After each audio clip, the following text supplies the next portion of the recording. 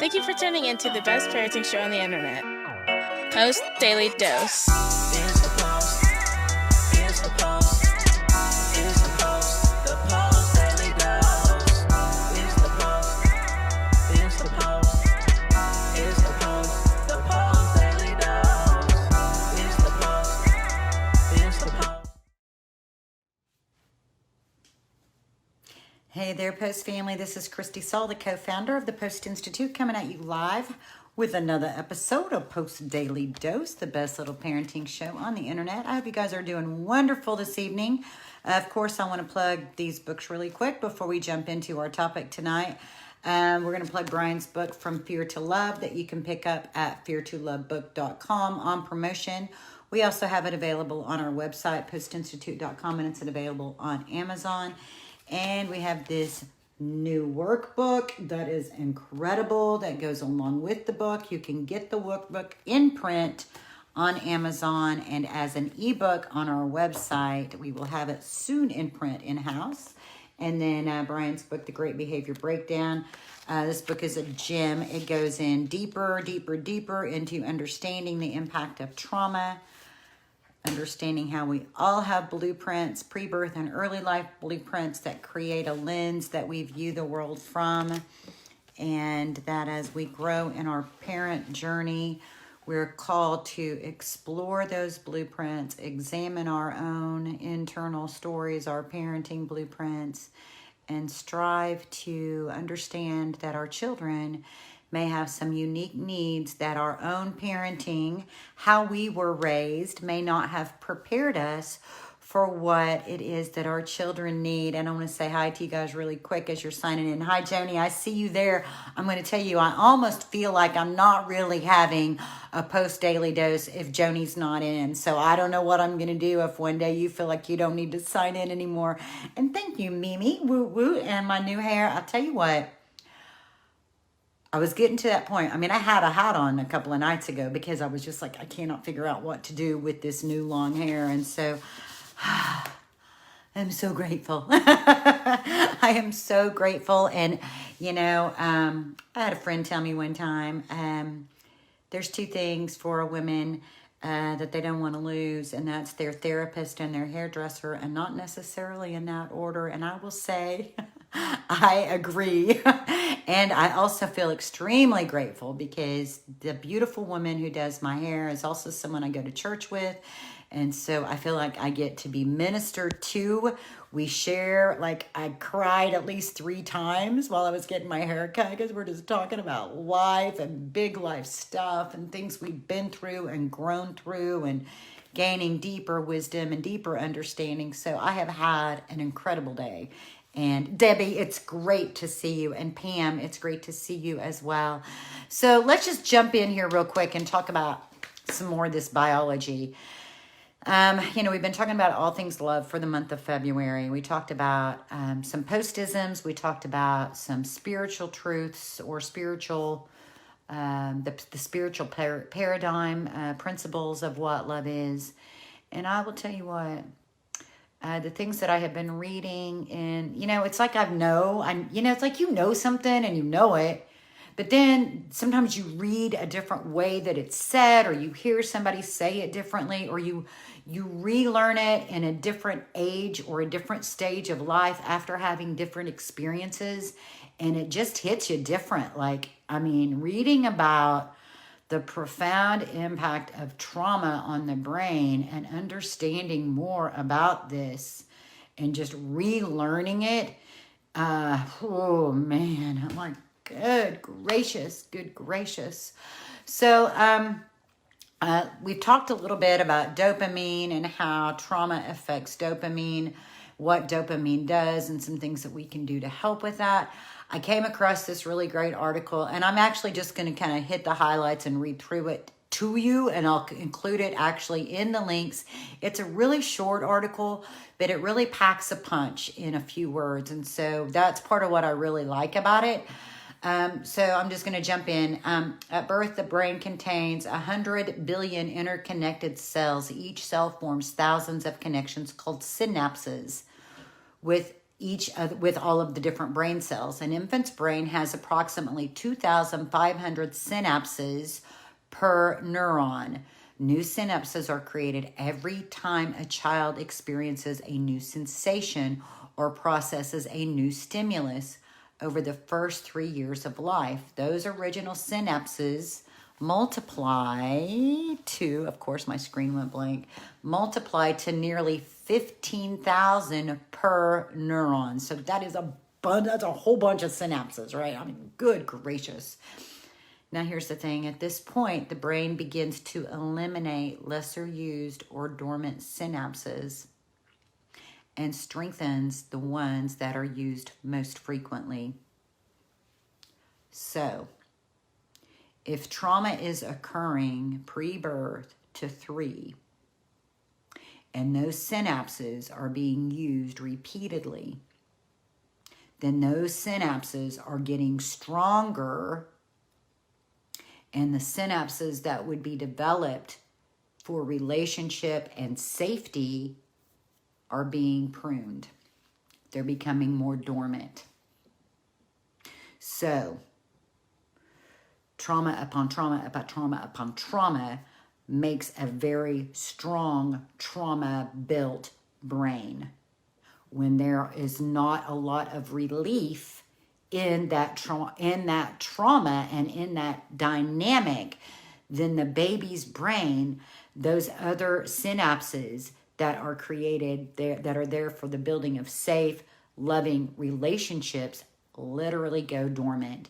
So that means that the muscles, like thinking of them, they're not muscles, but thinking of them like how muscles get built, that means the brain is getting really strong in being prepared and vigilant for trauma. And it is not being at all prepared for the safe, loving relationships. That's a really big deal, isn't it? That's a really, really, really big deal. Whatever emotions, reactions, stimuli, or experiences a child feels or has on a regular basis will become the foundation of their brain function for the rest of their life. It is said that the relationships from 0 to 3 create the foundation for all future relationships. That's John Bowlby. That's said in this book. That's just saying it again differently. When trauma occurs during childhood, 2 issues with brain development arise. First, the growing and strengthening of synapses may form in areas of the brain that process negative responses like anxiety, fear, and anger. That gets stronger. Second, when these traumatic experiences remain unaddressed through the rest of the brain development, they become cemented into the brain's pathways. So we have these very strong formations. Yes, Debbie, it's heartbreaking. Like when you really listen and think about what does this mean, and you guys are raising children, and you know the struggles, like that. We talk about that defended child, the one who like knows everything, and it's hard for them to take instructions. Now I get it. Talk about developing a big case of empathy and a big case of, I'm sorry I did not understand. Oh my gosh. I think about every time I lost my cool with my son because we were out of sync. And then I'd look at this and I think, oh my gosh, forgive me. I have to repent. Forgive me for missing it. I'm so grateful for the grace he extends always. And our relationship is incredible right now. And I think he and I both just cling to each other for amazing gratitude that life has just given us opportunity to grow stronger in our relationship and grow stronger and really trusting one another and trusting him. He really trusts that I have his best interest at heart. There won't ever be anything or anyone who will convince him otherwise, because we've had to go through some things. And by going through some things, like we were talking about last night, by going through challenges together, and me following his lead for us to get in sync about this, about life and how he's doing life, has really created a pathway for him to truly trust and believe that I have his best interest at heart. So I want to read a little bit more because I found this, like, just the way in a nutshell this explains. Your body produces two substances, neurotransmitters in the brain and hormones by the glands to regulate everything from mood to heart rate. Neurotransmitters, dopamine,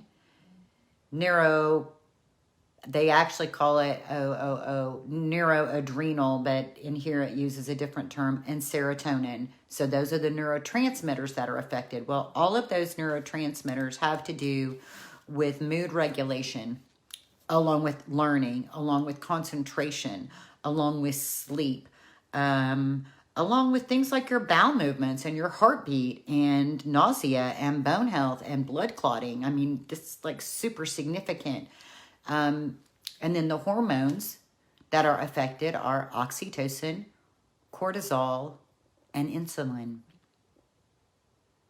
So then, of course, I cross-referenced yesterday while I was doing all that research. And yes, one of the beautiful things that's happened is that with the research that the adverse childhood incidents reports and that incredible research from Dr. Burke that has been done, is it's led to more and more, like the amount of research that has come out of that has been grown out of that, has been so incredible, so helpful, and so vast.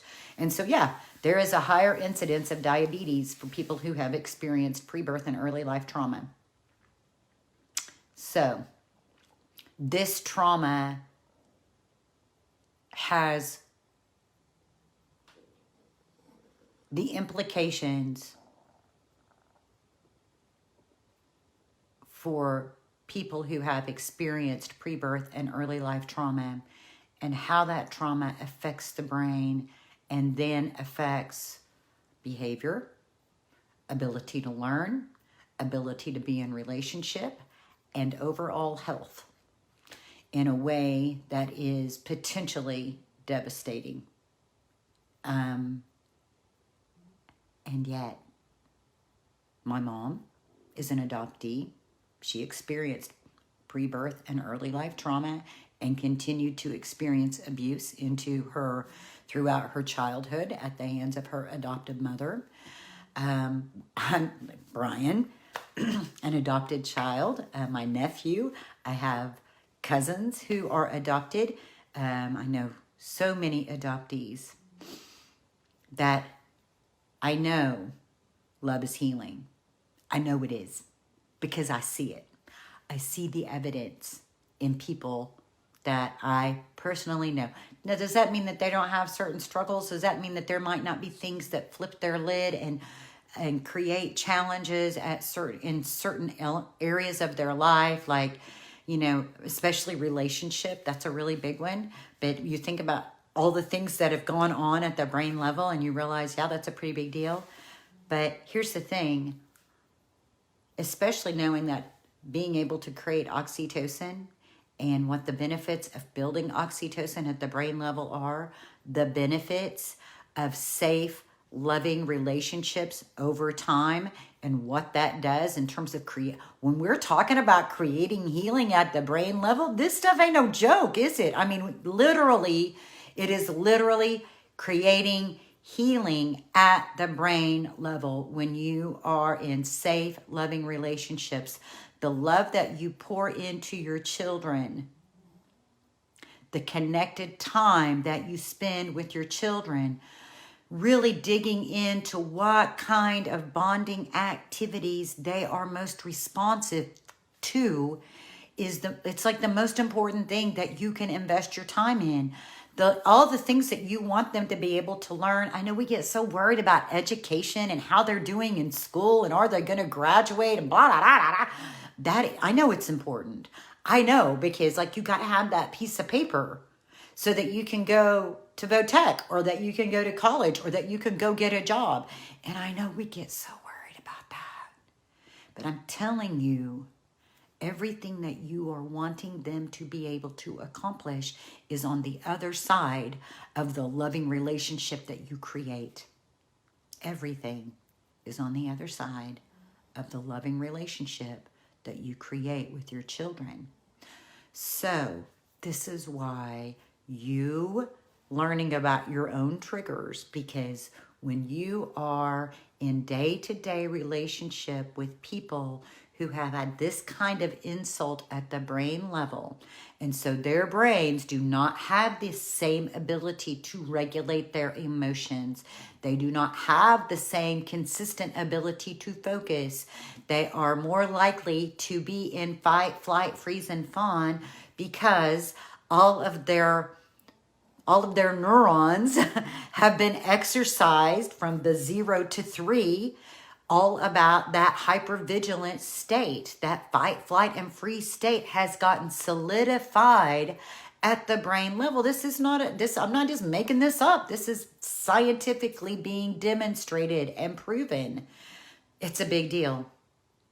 The best news is that love really is healing. So all about love for the month of February. We talked about love is patient, and yet we lose our patience. We lose it. Love is kind, and yet when we lose our patience and we have had a bad day, and then our child has an attitude or a need, and we spew our stress on them, we become unkind. Love doesn't brag. Well, if we're shining the light on all of how we're raising these kids and we're great people because we've rescued these, no, that's not what adoption is about. Parenting isn't about that. It's just about life. It's not about I'm somebody's savior. It's just about loving people. It's just about loving. It's just about loving. That's all it is. It's not about anybody getting any kind of glory. It's just about loving people. Love is patient. Love is kind. Love does not boast. Love does not envy. I know we talked about when we step into envy, sometimes it's a red flag that we're grieving because we thought this was going to be different. But I'm telling you, these changes at the brain level are real. They're real. So, yeah, it might not be what you thought it was going to be. And, you might have been like me, where like I've read the book 15 times. I've taught lots of classes, but there's just something about going through it like I've been in these lives where we're just talking about it piece by piece by piece, that it's just hitting my heart different. It's just really hitting my heart different. And it really makes me want to celebrate. Like, I want to celebrate our kids. I want to celebrate them. I want to throw a huge party and say, oh my God, I'm so glad you're making it. Whatever that looks like, it doesn't have to mean that they go to college. Just the fact that they are alive is a testimony to love. Adoptees are 4 times more likely to attempt suicide. So when you're going through those rough patches, especially in the tweens and teens and early 20s, when you are going through that, where they're out there toddling around trying to figure out adulthood, and they are attracted to some of the same elements of life that they came from in their birth because it vibrationally fits. Remember, sometimes we just have to focus on keeping them alive if we can, helping them feel loved enough, helping them feel valuable enough until we can get past the 20s, past the mid-20s and into the 30s, and then things begin to shift even in a different way, a more beautiful, connected way, if we can stay in relationship. All things love for the month of February. The love that you are pouring into your children is life-changing. You are extremely important. You are actually the most important element in the equation as parents. You're more important than the teachers. You're more important than the therapist. What happens day in and day out in your family has more ability to create healing than all those other things, even more important than the medications that doctors prescribe. Because oxytocin, the love hormone, has so much ability to create healing in the brain. So, if you've not already done so today, put everything aside. If you haven't felt compelled until now, I hope that this conversation is compelling enough to help you believe in the importance of what you are doing and how much we appreciate you. Set everything aside. Give yourself 5 or 10 minutes to just breathe, to just remember that, you know what? We don't have to make a big deal out of stuff that's not a big deal. We don't have to turn little things into life and death. Take some deep breaths. Maybe treat yourself to a little piece of chocolate. Whatever you need just to kind of get yourself regulated again and reminded that they are just children who need lots of love, lots of attention, lots of nurturing. Bryan says if you haven't got it, you got to get it. So if there wasn't love, if there wasn't an outpouring of love and safety and security in those early years, then they got to get it, and they're going to get it from you. And so put everything aside. Press pause on all those stressed out, worried thoughts. Give yourself 5 to 10 minutes of time in, and then go spend time with your children, enjoying them. Let the love you have for them shine from your eyes. Let them feel it in the energy that you bring into the room. Let them just feel how much you are geeked out about how incredible they are. Let this talk that we've had tonight remind you, golly, they're amazing. They're so amazing. Heather says, what if they keep rejecting our love? Then we have to find the pathway for connection. So a lot of times when I'm working with families or with parents and coaching, one of the things I recommend is that you go sit in whatever area they nest in. So wherever that is, if they spend a lot of time in their room, then if it's possible, when they're not there, just go into their environment. I've had parents do this, and it took them a while before they could literally go in and sit on their child's bed because they felt so repulsed by the environment of the bedroom, the way it smelled, and dirty clothes and dirty dishes and just like a huge disarray. You know, some of our kids are hoarders, and some of them have issues around food, and so there might be food hidden here and there, or dirty dishes and dirty plates. So it took them a little bit before they could even just go sit in their room. And so go in and just sit in their room and get to know them again at the heart level. It may be that you're not meeting them at the same vibrational place. Last night we talked about research that talked about some bonding activities that helped create synchronicity. So there's a lot to this. And one of the things that suggested was doing activities where you allow the child to lead. So that's an idea, doing things that allow the child to lead. So you go sit in their room and you just get acquainted with them and begin to see the world through their lens. Because it may be that you're trying to love them in a way that they feel dismissed. They don't feel like you really understand them. They don't really feel like you get them. They may even feel like, I can't accept your love because it would be a violation to the loyalty I have for my family. Or it could be, I can't accept your love because if you really knew me, because I feel so bad about myself, if you really knew me, you wouldn't love me. So the layers and all of that, it's very complex. You know, this is a complex process. When we're trying to break through these changes at the brain level, and if you're vibrating up here in this happy, lovey place, but they're missing dopamine and they're missing serotonin and they're missing oxytocin, so they're feeling depressed and they're feeling like they want to isolate, like they want to crawl under a blanket, then you have to meet them where they are.